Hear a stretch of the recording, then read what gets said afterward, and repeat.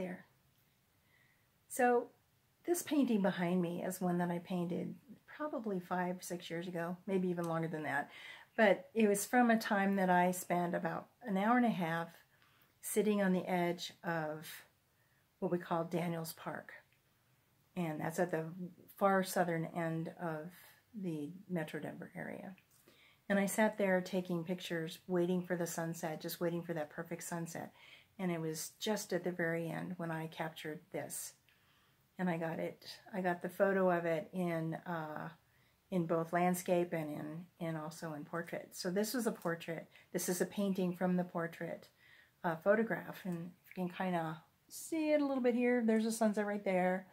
And it was really brilliant and brilliant in orange and all the blues and the clouds. And it was just perfect. It was a perfect photo. And it was an interesting story that went along with it. Maybe I'll tell you about it sometime. But I love water. So clouds, I love painting clouds. I have a few cloud paintings and things that I've done over the years. And I'm so inspired by what water does and the changes in water. And so last week, my intuition speaks to me quite often. And I kept hearing from my intuition saying, go to the river, go to the river. So this happened for several days. And I don't know why I'm supposed to do what I'm supposed to do, and my intuition tells me that. But when I do, I'm never disappointed. And this was one of those times. So my husband and I got in the car, and where we go to the river is about an hour and a half away from where we live. We have to go up into the mountains. We have to take the high road, so to speak, and take the high road up into the mountains to get to this beautiful river. And where we go, there's hardly ever any people there. On occasion, you might see somebody on occasion. Might be a car that goes by on the road. But where we go, there's no power lines. There's no cell service. It's just a quiet place to be. And I found the perfect rock to sit on. So my husband took a nap in the car. It was a beautiful day. It was sunny. He'd had a busy night the night before, and he was really tired, and he'd been really busy with everything he was doing, and he just took a nap. And I sat out on the edge of the river for probably an hour. And I watched the birds fly from across the river on the other side, from trees to a bush that was about 5 feet away from me. There were a pair of robins and a little tiny yellow bird flitting around in there. And it was a bush that had berries. It might have been choke cherries or something like that. And they were going to get an afternoon snack. And I watched little silver flicks coming out of the water, because I was watching this one part of the water where the way the light hit it, it was like this shimmer of every color of the rainbow there, right there for quite a large area on the river's edge, because it was very still right there. But there would be these little silver flecks that would come out, little tiny fish coming out to feed on something. And I just sat there watching the river. It was where I was. The river was probably about maybe 5 or 6 feet deep in that area. And just not that far upriver, there were people that were standing in the middle of the river fishing. It may have been a foot deep. But whenever we go to do something like this, I know for me, everywhere I go where I have like an intention to go someplace that's where I'm guided to go, or I feel special, like it's a special journey, or for some reason I'm going for a specific purpose. And in this case, my intuition was saying, go to the river. On the way there, we saw a deer standing in the middle of the river.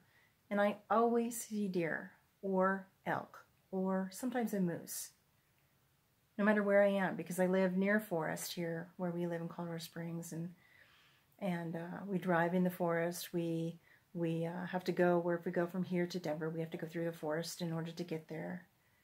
And I always see a deer, at least one. But we saw this deer in the middle of the river, which was really very, very beautiful.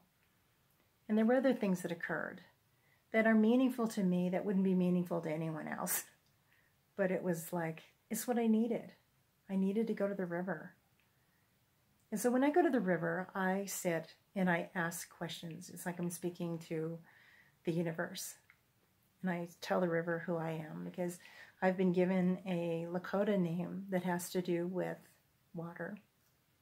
And so I talk to the river, I talk to the sacred water. My name, Artis, also has to do with water as well. And so this is what I was born to be, and this is who I am. And so I go to the river and I ask questions. When I'm at the ocean, I sit there and I take in, and I just let go of everything in my mind and in my heart, and I ask questions.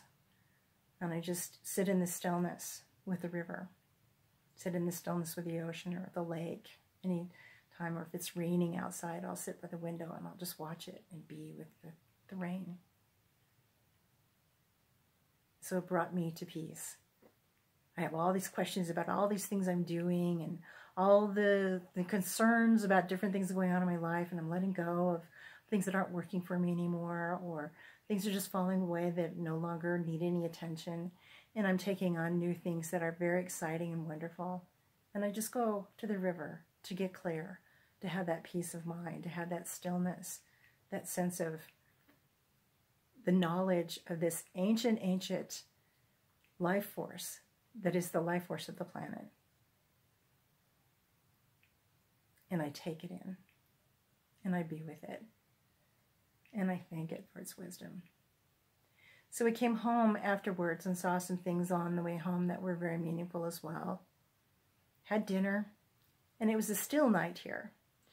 And so often here in Colorado, at least where we live on a hill, and we live on the kind of the southern edge of what's called the Palmer Divide, where the weather comes through the Palmer Divide in the mountains, and it can really create big storms. And so we're affected by those storms a lot. We can have big rainstorms or big snowstorms or big windstorms, and the rest of the city where we live doesn't get anything. Or sometimes they get it all and we get nothing. So it's just funny how that works. But that night was a still, quiet night where we didn't have a lot of wind. And so I said to my husband, let's have a fire. So I built a fire in the fire pit, crunched up the newspapers, put the kindling wood over that, and then, small pieces of wood over that, and then bigger logs on top of that, and then we had a fire. And we sat out there for a couple of hours, just as the sun was going down, and as it got into probably 10, maybe 11 o'clock at night, and we just sat there talking and had a good conversation. We've done that about 3 different times this summer, but we can't do it very often because it's too windy, or we're too busy, or we've got too much going on, or we just don't think of it. But this was a day that was special. This was a day that was unique. It was a day where I was guided to go to the river. And so the river, of course, is water. And fire, of course, is another element that's very powerful. And both elements are cleansing elements. Native Americans and any indigenous people will tell you that, and they'll tell you about the deep meanings behind fire and water. And so anytime I'm around that, it's sacred for me. It's precious. It's a time of just being mesmerized by the yellow flames, the golden flames. Kind of like this sunset right here. Being mesmerized, sitting for an hour and a half watching that sunset, just trying to get the right photo so then I could paint this painting later on.